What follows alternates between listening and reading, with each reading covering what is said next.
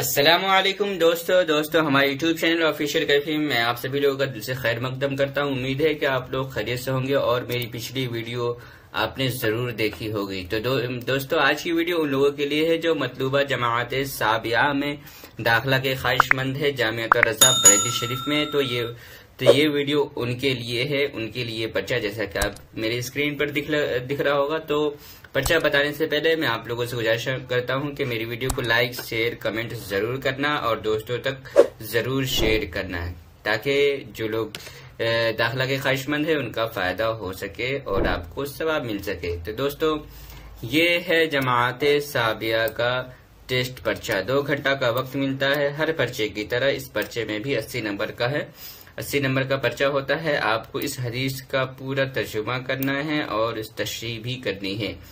तो जैसा कि स्क्रीन पर आप सिर्फ देख सकते हैं, ये पर्चा आपको बाद में मैं आपको दूंगा और डिस्क्रिप्शन में जो भी लिंक है सोशल मीडिया के वो आप लोग फॉलो कर ले ताकि कोई भी मदद चाहिए हो तो आप मुझे मैसेज कर सकते हैं।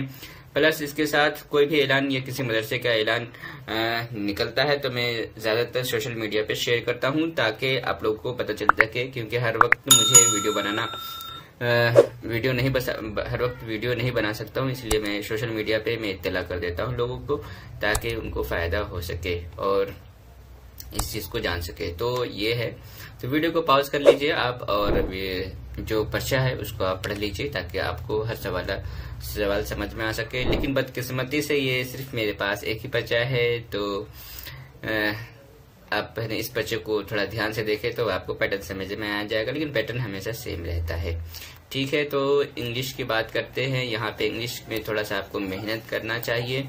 इसमें 1.5 घंटे का वक्त मिलता है। आपको 30 नंबर का ये पर्चा होता है जो कि पिछले सभी क्वेश्चन पेपर में इसी तरह का पैटर्न होता है, जिसमें आपको सबसे पहले आपको इंग्लिश में तर्जुमा करना होता है। सबसे पहले आपको जो इंग्लिश पैराग्राफ दिया होता है उसका आपको तर्जुमा करना होता है, या फिर आपको हिंदी पैराग्राफ दिया होता है तो उसको हिंदी से इंग्लिश में ट्रांसलेट करना होता है यानी तर्जुमा करना होता है, या फिर दोनों चीजें होती हैं। उसके साथ आपको सेंटेंसेस दिया गया है इसके अंदर, इसमें आपको एजुकेशन या इस्लाम के ऊपर आपको 10 सेंटेंस यानी आपको 10 जुमले बनाने हैं आपको। फिर उसके बाद यहाँ पे जो वर्ड्स दिए गए हैं कैलेंडर, बिल्डिंग और टर्न और कैप, बॉटल, इन सारी चीजों का एनिमी मतलब इसका मतलब होता है दुश्मन, इसका मतलब होता है एनिमी का मतलब होता है दुश्मन। ठीक है, तो इन सारी चीजों का आपको हिंदी में आपको तर्जुमा करना है।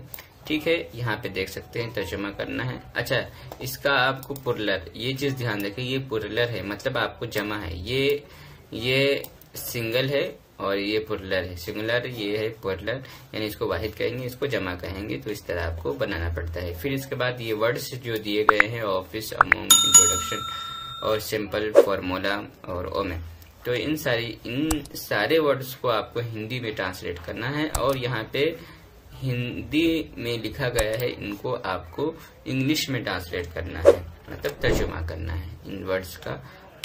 ठीक है, तो यही तक थी वीडियो और मेरे ख्याल से आपको पर्चा समझ में आया गया होगा, लेकिन आप इंग्लिश पे थोड़ा सा ध्यान दें ताकि मुझे ऐसा लगता है कि काफी बच्चे ऐसे होते हैं जो इंग्लिश नहीं जानते हैं तो उनको थोड़ी सी परेशानी होती है। तो आप इस चीज से बिल्कुल न घबराएं। थोड़ा सा जो बेसिक किताबें हैं ये बेसिक सवाल आता है।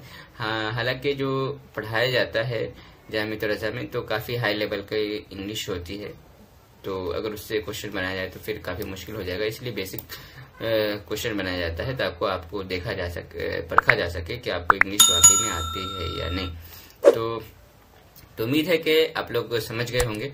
तो वीडियो को लाइक और शेयर कमेंट जरूर करना और दोस्तों तक जरूर शेयर करना ताकि उनको भी फायदा हो सके। और नीचे डिस्क्रिप्शन में जो भी सोशल मीडिया के लिंक दिए गए उसको जरूर फॉलो करना ताकि कोई भी आपके पास क्वेश्चन हो तो मुझे डायरेक्टली मैसेज करके कांटेक्ट कर सकते हैं। तो शुक्रिया आपका वक्त देने के लिए।